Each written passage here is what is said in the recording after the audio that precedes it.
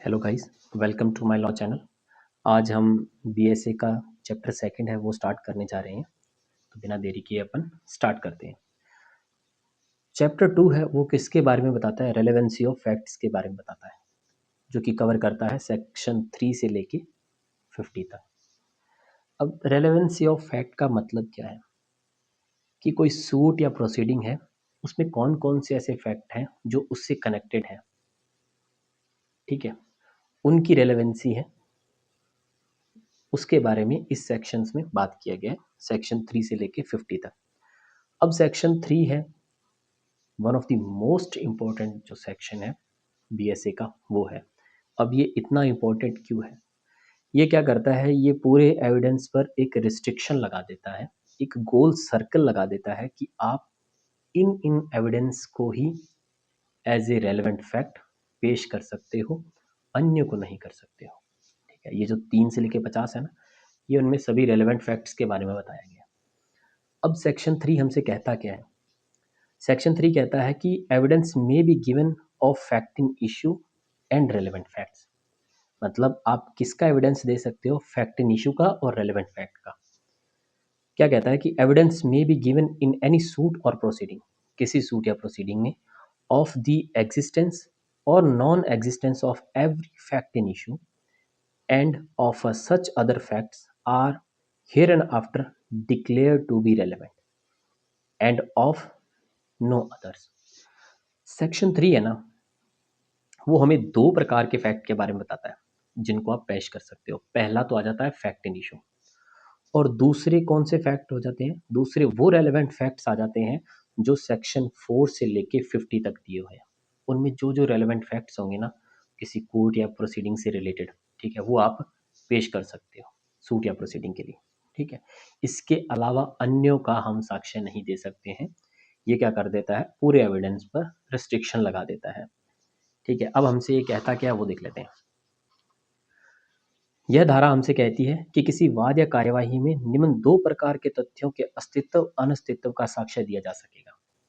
मतलब 2 प्रकार के ही ऐसे तथ्य हैं जिनको आप एज ए एविडेंस पेश कर सकते हो, उनके अस्तित्व, एग्जिस्टेंस और नॉन एग्जिस्टेंस को प्रूव करने के लिए। इसके अलावा अन्यों को नहीं। पहला कौन सा आ जाता है? वे तथ्य जो स्वयं में क्या है, विवादित तथ्य, जो एक्चुअली मेन कोज है, फैक्ट इन इशू है जो हमारा, ठीक है, जिसके लिए हम कोर्ट आए हैं, उसको तो पेश कर ही सकते हो। उसके अलावा प्रासंगिक तथ्य, प्रासंगिक तथ्य आपको समझ आ गया होगा कि सेक्शन 3 तो हमारा फैक्ट इन इशू और रेलेवेंट फैक्ट के एविडेंस की बात कर देता है। सेक्शन 4 से लेके 50 तक के प्रोविजंस हैं जिनमें हमें बताया गया है कि कौन कौन से फैक्ट हैं वो रेलेवेंट हो सकते हैं और आप उनको एज ए एविडेंस पेश कर सकते हो। वहाँ पर एडमिशन भी आ जाता है, वहाँ पर कन्फेशन भी आ जाता है, ठीक है, वहाँ पर जो कि अपन कह सकते हैं कि स्टेटमेंट्स मेड किए गए हैं स्पेशल सर्कमस्टांसेस में, ठीक है, क्लोजली कनेक्टेड जो फैक्ट होते हैं वो भी आ जाते हैं उसमें, ठीक है। फिर जजमेंट है जो कोर्ट का, करेक्टर आ जाता है, ठीक है, और ओपिनियन, ये सब क्या है, एज ए रेलेवेंट फैक्ट आप पेश कर सकते हो कोर्ट में। फिर क्या कहता है कि इसके अतिरिक्त अन्य तथ्यों का साक्ष्य नहीं दिया जा सकता। बेसिक बात इसने खत्म कर दी, ठीक है, कि आपने अगर कोर्ट में अगर मान लीजिए कोई एविडेंस देना है तो आप या तो फैक्ट इन इशू का दे सकते हो और उससे रिलेटेड जो है रेलेवेंट फैक्ट्स होते हैं, ठीक है, उनका साक्ष्य दे सकते हो। तो वो कहाँ तक कवर करते हैं? सेक्शन 3 से लेकर 50 तक, ठीक है। इसके बाहर हमारे जो रेलेवेंसी है वो नहीं है। अब इसका मेन ऑब्जेक्ट क्या है हमारे सेक्शन 3 का? सेक्शन 3 क्या करता है, जो साक्ष्य का जो क्षेत्र है ना, क्षेत्र, उसको क्या करता है, सीमित करता है, ठीक है। अभी क्यों करता है? ताकि अनावश्यक विलंब ना हो न्याय प्राप्त करने में। सिंपली से कहते हैं कि हमने फैक्ट की डेफिनेशन पढ़ी है। फैक्ट में तो कोई भी चीज़ क्या हो सकती है, फैक्ट हो सकती है। कोई भी वस्तु, वस्तुओं की अवस्था, वस्तुओं का संबंध, ठीक है, किसी भी व्यक्ति की मन की दशा, जिसका कि भान किसी को हो, ठीक है, ये सब क्या हो सकता है, फैक्ट हो सकता है। अब ये फैक्ट, हर कोई चीज़ क्या हो गई, फैक्ट हो गई, ठीक है। तो सेक्शन 3 ने हमें क्या कर दिया कि भाई जो जो चीज़ें रेलेवेंट है ना हमारी केस से रिलेटेड, उन्हीं को ही आप क्या करोगे, पेश करोगे, ठीक है, अन्य को नहीं। अब अगर मान लो आप अन्यों को भी पेश करते हो, तो भाई आप हर एक फैक्ट को, ईच फैक्ट को आप क्या करने लग जाओगे, प्रूव करने लग जाओगे। जब आप प्रूव करोगे तो उसमें टाइम लगेगा, टाइम लगेगा तो जो हमने कहा है ना कि अनावश्यक विलंब होगा, न्याय नहीं मिल पाएगा, न्याय में देरी हो जाएगी, वो बात कर रहा है ये। ठीक है, सिंपल सी बात है ये। देन अगर मैं ये कहूँ कि ये साक्ष्य विधि की आधारशिला है हमारा सेक्शन 3, तो गलत नहीं है। ठीक है, क्योंकि ये एक क्या कर देता है, एक स्टैंडर्ड सेट कर देता है हमें कि भाई अब दो ही फैक्ट हैं जिनको आप पेश कर सकते हो, इनके अलावा अन्य को आप नहीं से करोगे। ये हमारा जनरल प्रिंसिपल है, तो ये हमारी क्या है, आधारशिला है सेक्शन 3। फिर उसके बाद में आ जाता है एक एक टर्म आती है, साधारणतः सुसंगत तथ्य ग्राही होते हैं। जर्नल सी बात है कि जो हमारे सुसंगत तथ्य होते हैं वो क्या होते हैं, ग्राही होते हैं। बट वो अग्राही हो सकते हैं यदि वे साक्ष्य के नियम होते हैं ना, उनका अपवर्जन करते हैं। इसको ना आप एक एग्जाम्पल से समझो। एक एग्जाम्पल से ये कि ए एडवोकेट है, ठीक है, बी जो कि एक एक्यूज्ड है किसी अपराध से रिलेटेड, ठीक है। अब बी ए के पास आता है कि भाई मैंने ना चोरी की है और मैं चाहता हूं कि तुम मेरा डिफेंस करो, ठीक है। अब हालांकि ए को पता है कि बी ने चोरी की है, ठीक है। अब सीधी सी बात ये हो कि अगर ए कोर्ट में जाके ये कह देता है कि भाई बी ने अपराध किया है, चोरी की है, इसे पकड़ लो, ठीक है। तो कोर्ट आपको, जब हम प्रिविलेज कम्युनिकेशन पढ़ते हैं साक्ष्य विधि में आगे जब पढ़ेंगे, तो वहां पर कोर्ट आपको क्या करता है, रिस्ट्रिक्ट करता है ये चीज बताने के लिए कि भाई ए को प्रोफेशनल कम्युनिकेशन के दौरान की गई कोई भी बात, ठीक है, अगर उसके क्लाइंट ने, एक्यूज ने की है, तो वो क्या है, जो ए है कोर्ट में सीधी जा नहीं कर सकता है, ये प्रोफेशनल कम्युनिकेशन के अंतर्गत आता है, ठीक है। तो ये जनरल चीज होगी। अब ऑल दो क्या है कि ये चीज रेलिवेंट है, ए बी का ए को ये बताना कि मैंने चोरी की है और मैं चाहता हूँ कि तुम मेरा डिफेंस करो। अब चाहे तो ए कोर्ट में जाके बोल सकता है, बट प्रोफेशनल कम्युनिकेशन क्या कह देता है कि ऑल दो ये चीज सुसंगत है, ठीक है, बट हम इसे क्या करते हैं, अग्राही करते हैं, क्योंकि साक्ष्य के नियमों के अपवर्जन के अंतर्गत आता है, प्रोफेशनल कम्युनिकेशन के अंतर्गत आता है। जब हम आगे एविडेंस पढ़ेंगे ना प्रोफेशनल कम्युनिकेशन में, वहां पर मैं आपको बताऊंगा कि ऑल दो वो चीजें रेलेवेंट हैं, ठीक है, बट एज ए फैक्ट आप उनको कोर्ट में पेश नहीं कर सकते हो, वो आप पर रिस्ट्रिक्शन लगाता है, ठीक है। फिर अब ये जो हमारा सेक्शन 3 है, सिविल और आपराधिक दोनों कार्यवाहियों पर ये लागू होता है, ठीक है, सिविल पे भी होता है और आपराधिक पे भी होता है। अब अगर हम जो हमारा सेक्शन जो 3 से लेके 50 है, उसका अगर हम क्लासिफिकेशन देखेंगे ना, तो वो इस प्रकार से है। सबसे पहला क्लासिफिकेशन आ जाता है क्लोजली कनेक्टेड फैक्ट्स, सेक्शन 4 से लेके 25 तक है। स्टेटमेंट बाय पर्सन्स जो मर गए हैं, मिल नहीं सकते, साक्ष्य देने में असमर्थ है, या जिनकी उपस्थिति अगर आप उनको प्रेजेंस करोगे ना कोर्ट में, तो वो बहुत ही ज़्यादा हमें एक्सपेंसिव पड़ जाएगी, वो आ जाता है। तो वो क्या आ जाता है, 26 और 27, ठीक है। डाइंग डिक्लेरेशन इसी में ही आता है, one of the most important जो हमारा टॉपिक है। फिर आ जाता है statement made under special circumstances. Special circumstances में अगर आप कोई स्टेटमेंट देते हो, तो वो कितनी साबित की जा सकती है, वो 28 से लेकर 32 है। How much of a statement is to be proved, मतलब कोई स्टेटमेंट कितनी प्रूव साबित की जा सकती है, ठीक है, वो 33 बताता है। जजमेंट ऑफ द कोर्ट कब रेलेवेंट होता है, वो 34 से लेके 38 तक है। ओपिनियन ऑफ थर्ड पर्सन, ठीक है, वो 39 से लेके 45 है। एंड करेक्टर व्हेन रेलेवेंट, किसी पर्सन का करेक्टर कब रेलेवेंट हो सकता है, ये 4, 6 से लेके 50 तक है, ठीक है। तो ये जर्नली हमारा जो सेक्शन 3 है वो है, वो हमें क्या बता देता है कि कौन से ऐसे तथ्य हैं जिनको आप एज ए एविडेंस पेश कर सकते हो, और कौन से ऐसे तथ्य हैं जिनको आप ऐसे एविडेंस पेश नहीं कर सकते हैं। तो दो ही प्रकार के तथ्य होते हैं, जो पहले तो विवादक तथ्य हैं, या अन्य, मतलब सेक्शन 4 से लेके 50 तक जो ये अतिशमन पश्चात है ना सुसंगत तथ्य, उनके बारे में बताया गया, वो आप एज एविडेंस पेश कर सकते हो। इसके अलावा अन्य किसी का भी साक्ष्य एज ए एविडेंस अपन कह देते हैं, रेलेवेंसी के जो फैक्ट हैं वो नहीं पेश कर सकते।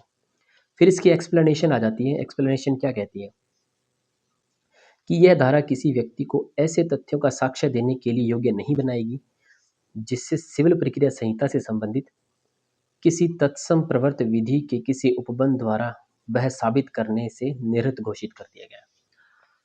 सिंपल सी बात बताता हूँ कि जहाँ पर सीपीसी ने खुद मना कर दिया है, रोका हुआ है आपको, तो बेशक वो फैक्ट, ठीक है, रेलेवेंट हो, आप एविडेंस के तहत उसे एज ए एविडेंस पेश नहीं कर सकते। अब इसे एक एग्जांपल के तौर पे पेश मानते हैं अपन। ए और बी के बीच में किसी प्रॉपर्टी को लेकर क्या था, झगड़ा था।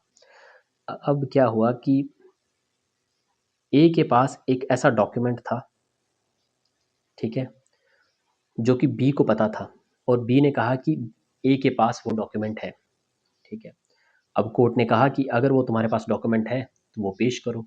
अब ए क्या कहता है कि साहब वो डॉक्यूमेंट तो मेरे से खो गया या नष्ट हो गया, ठीक है। बाद में जब कोर्ट प्रोसीडिंग चली आगे, तो लेटर ऑन उसने क्या किया, वो डॉक्यूमेंट एज ए एविडेंस पेश करने की कोशिश की, ठीक है। तो कोर्ट आपको क्या कर देगा, कोर्ट आपको बार्ड कर देगा। कोर्ट आपको ये कहेगा कि भाई जब मैंने कहा था कि तेरे पास अगर वो डॉक्यूमेंट है तो तू पेश कर देता, ठीक है, तब तो तूने कहा कि वो नष्ट हो गया, जल गया या जो भी हो गया, ठीक है। अब तू कह रहा है कि भाई तेरे पास वो डॉक्यूमेंट पड़ा है और तू एज ए एविडेंस उसको पेश करना चाहता है, तो कोर्ट आपको क्या कर देगा, बार्ड कर देगा, ठीक है। यही ये चीज़ बता रहा है आपको कि पहले की स्टेज पर आपके पास वो डॉक्यूमेंट था, कोर्ट ने आपसे मांग की, ठीक है, बट आपने पेश नहीं किया, तो लेटर ऑन आप उसको एज ए एविडेंस डॉक्यूमेंट को पेश नहीं कर सकते, ठीक है। ये जर्नल चीज़ बताता है इसके बारे में। अब हमें क्या कहता है कि एक्सप्लेनेशन देख लेते हैं।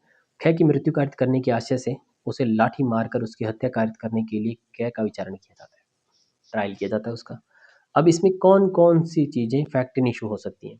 पहली, क का ख को लाठी से मारना फैक्ट इन इशू हो सकता है।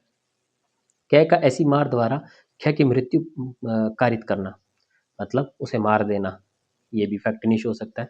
ख की मृत्यु कारित करने का ए का इंटेंशन होना, ये भी क्या है, फैक्ट इन इशू है, जनरल चीज़ है ये। उसी के बाद में हम यही ये जो बी एक्सप्लेनेशन है हमारा, वो इस स्पष्टीकरण का है। क्या कहता है ये, एक वादकर्ता अपने साथ एक बंधक पत्र, आप इसे डॉक्यूमेंट समझ लो,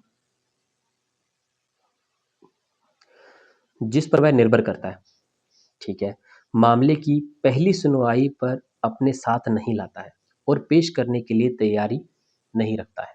मतलब फर्स्ट डे जैसे इंक्वायरी थी, पहली सुनवाई, कोर्ट ने आपसे मांग की कि वो डॉक्यूमेंट पेश करो, आपने नहीं किया, यह धारा उसे इस योग्य नहीं बनाएगी कि सीपीसी 908 द्वारा विहित शर्तों के अनुकूल वह उस कार्यवाही के उत्तरवर्ती प्रक्रम में उस बंधक पत्र को पेश कर सके। मतलब सीपीसी आपको बाद में ये नहीं, मतलब ऑल्दो आपने पेश नहीं किया, ठीक है, क्या सीपीसी आपको बाद में ये कह देगी कि यार नहीं भाई तू लेटर ऑन पेश कर दे, नहीं, बाद में भी आपको क्या कर दिया जाएगा कि यह धारा आपको इस योग्य नहीं बताती है कि भाई आप इस चीज को एज ए एविडेंस पेश कर दो। हालांकि ऑल्दो हमें क्या कहा गया है, ऑल्दो हमें ये कहा गया है कि आप फैक्ट इन इशू और रेलेवेंट फैक्ट इन दोनों को पेश कर सकते हो। अब ये बॉन्ड क्या है, उस केस के लिए क्या है, रेलेवेंट है।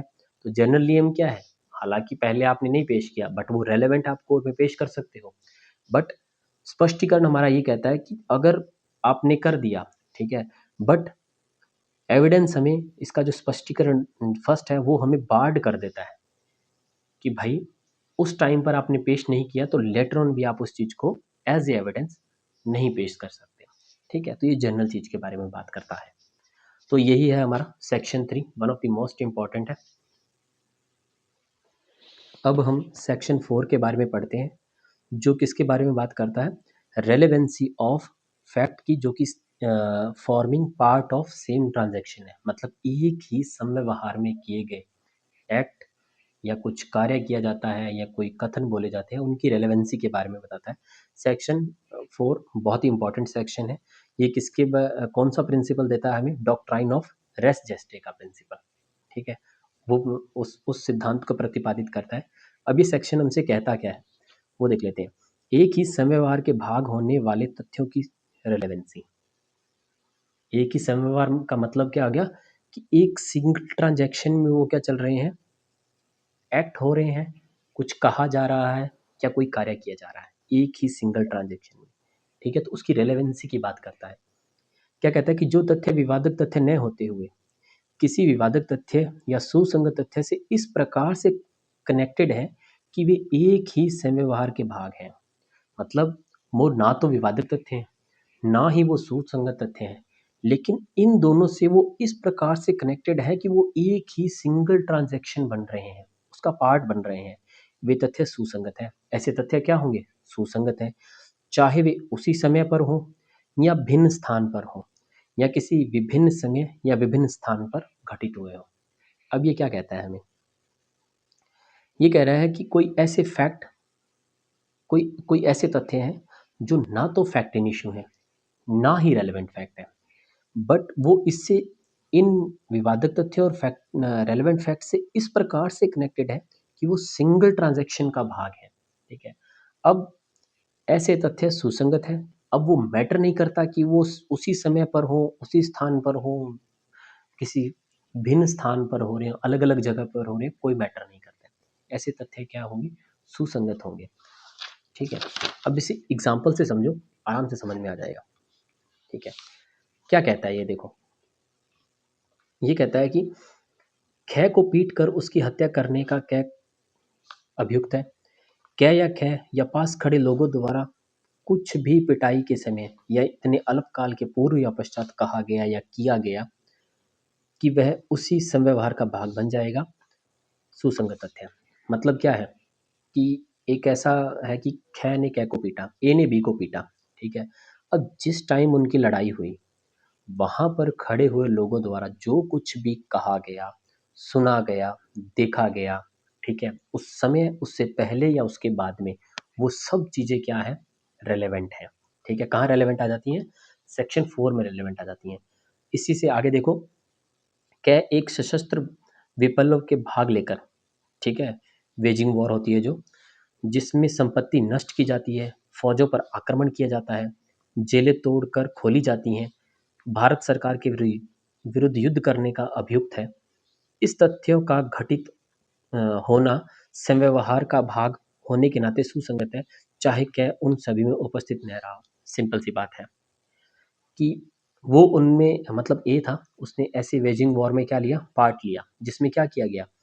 फौजों पर आक्रमण किया गया, जेलें तोड़कर खोली गई, भारत सरकार के विरुद्ध युद्ध करने का वो उस पर अक्यूज्ड है।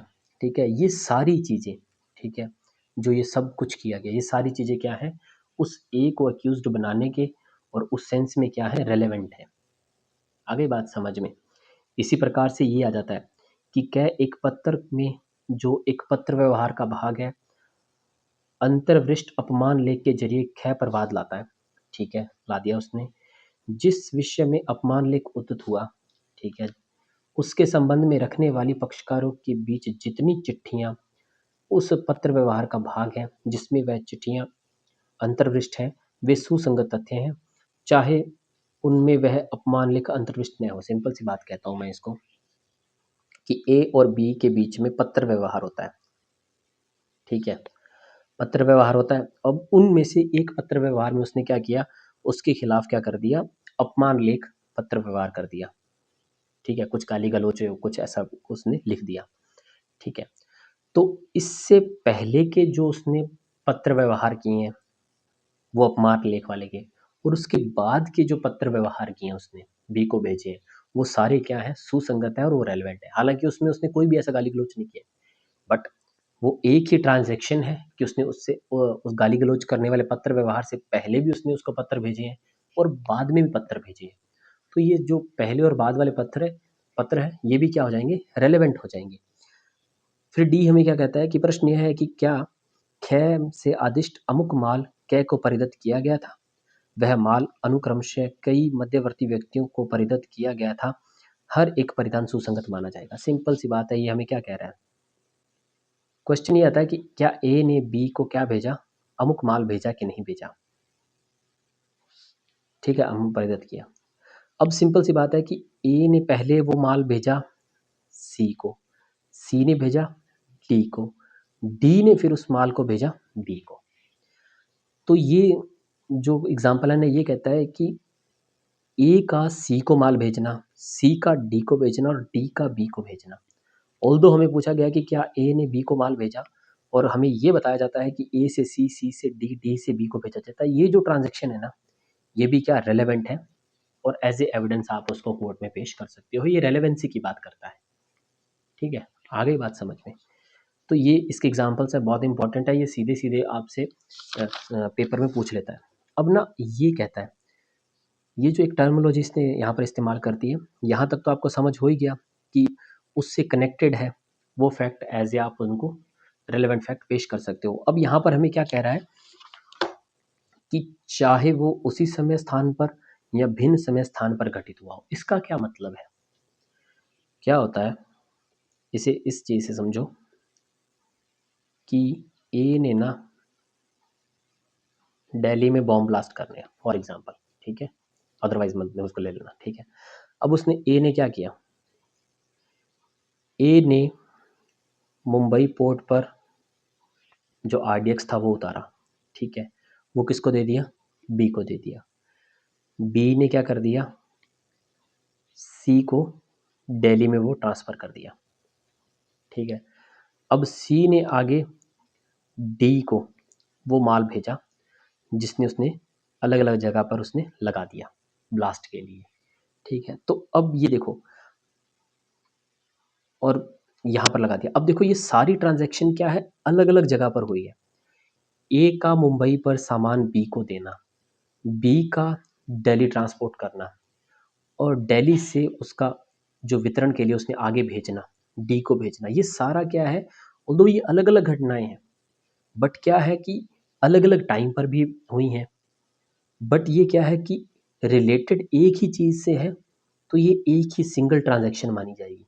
ए का बी को भेजना, बी का आगे सी को भेजना और सी से आगे डी को भेजना। आ गई बात समझ में? तो ये एक जनरल बात है, ठीक है, इसे फॉर एग्जांपल समझना, अदरवाइज मत ले लियो। ठीक है, तो सेक्शन 3 और सेक्शन 4 हो गया, रेलेवेंसी की बात कर देता है, ठीक है। रेस्ट जेस्टे के बारे में बात करता है। अब रेस्ट जेस्टे का आपको बेसिक पता तो लग ही चुका है, इसका कुछ केस लॉज और वो देख लेते हैं अपन। सेक्शन 4 हमें क्या कहता है वो देख लेते हैं। सेक्शन 4 कहता है कि एक ही समयवार के भाग होने वाले तथ्य क्या है, सुसंगत है, ठीक है। ऑल्दो वो फैक्ट इनिशियो नहीं है, वो रेलेवेंट फैक्ट नहीं है, बट वो क्या है, उनसे कनेक्टेड है, ठीक है, वो है। अब डॉक्ट्राइन ऑफ रेस जेस्टे क्या कहता है कि एक ही समव्यवहार, एक सिंगल ट्रांजैक्शन के दौरान किए गए कार्य, कहे गए शब्द क्या हो जाएंगे, रेलेवेंट हो जाएंगे, ठीक है। तो जनरल बात है ये। अब इसका मापदंड क्या हो जाता है, कार्य का निरंतर होते रहना, ठीक है, और प्रयोजन का संसूचित होना, आपस में कनेक्टेड होना, ठीक है, और समय और स्थान का निकट होना, रेलेवेंसी। अब ये निकटता कौन सी है, उनका कनेक्शन को लेकर है कि ए का बी को, हमने अभी ये एग्जांपल पढ़ा था ना कि रेलेवेंसी ये वाली, ये चीज़ कि यहाँ से यहाँ तक का और यहाँ से यहाँ तक का, सी तक का, इनकी आपस में निकटता होनी चाहिए। ऑल्दो इन सब का इंटेंशन तो एक ही चल रहा है ना, तो उसकी बात कर रहा है, वो निकटता होनी ज़रूरी है, ठीक है। अब सावलदास वर्सेस बिहार राज्य 1974 का केस था सुप्रीम कोर्ट का, जिसने कहा था कि एफआईआर भी क्या हो सकती है, रेस जस्टिस के अंतर्गत सुसंगत हो सकती है, ठीक है। फिर एक केस आ गया था R Malkani versus state of Maharashtra का था 1973 का। इसमें पूछा गया था कि क्या टेप रिकॉर्डिंग सेक्शन 4 के अंतर्गत सुसंगत है क्या, तो जनरल आंसर आया था हाँ, सुसंगत हो सकता है। अब जो हमारा सेक्शन 4 है, ठीक है, अगर मैं कह दूं कि खाली वो सेक्शन 4 ही हम उतना पढ़ लें और काफ़ी है, नहीं, वो सेक्शन 5, 6, 7 उनके साथ पढ़ा जाना चाहिए, ठीक है। और नेक्स्ट वीडियो लेक्चर में हम जो सेक्शन 5 है, 6 है और 7 है उसको अपन पढ़ेंगे, ठीक है, और सेक्शन 4 के साथ अपन अपने उसको रिलेट करेंगे, ठीक है, कि वो किस प्रकार से उसके साथ कनेक्टेड है। क्योंकि वो अगर अपन जब सेक्शन 5 और 6, 7 पढ़ते हैं ना, तो वो हमें बताता है कि सेक्शन 4 में तो ये कहा गया था कि एक ही समव्यवहार का भाग होने वाला है। तो अब वो समव्यवहार जो ट्रांजैक्शन हुई है उसमें पर्सन्स के जो कंडक्ट है, उनका इंटेंशन है, ठीक है, उनका जो प्रायर स्टेट ऑफ माइंड है, उनका जो ये सब चीज़ें हैं ना, इनके बारे में बताया गया है और आप उनको कैसे रेलेवेंस करोगे, ठीक है, वो बताया गया, तो वो अपन पढ़ेंगे। फिर एक टॉपिक आ जाता है, ये जो हमारा सेक्शन 4 है, ये क्या सब्सटेंसिव एविडेंस है। अब मौलिक साक्ष्य होने का मतलब क्या है कि खाली आप इसी के बेस पर क्या कर सकते हो, एक्यूज्ड का कन्विक्शन कर सकते हो, ठीक है।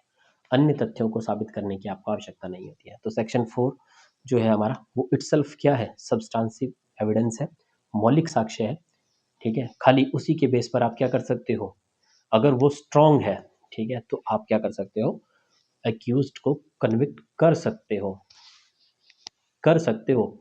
करना है ये जरूरी नहीं है, ठीक है। जनरली क्या है कि उसके बेस पर आप कर सकते हो, ठीक है। तो इस वीडियो लेक्चर में हम सेक्शन 3 और 4 को ही कवर करेंगे, ठीक है। नेक्स्ट जो हमारा वीडियो लेक्चर होगा उसमें हम सेक्शन 5, 6 और 7 को पढ़ेंगे, ठीक है। तब तक के लिए आप पढ़ो, रिवीजन करो, कोई चीज़ समझ ना आए तो आप कमेंट बॉक्स में मुझे मेंशन कर देना, ठीक है। तब तक के लिए बाय बाय।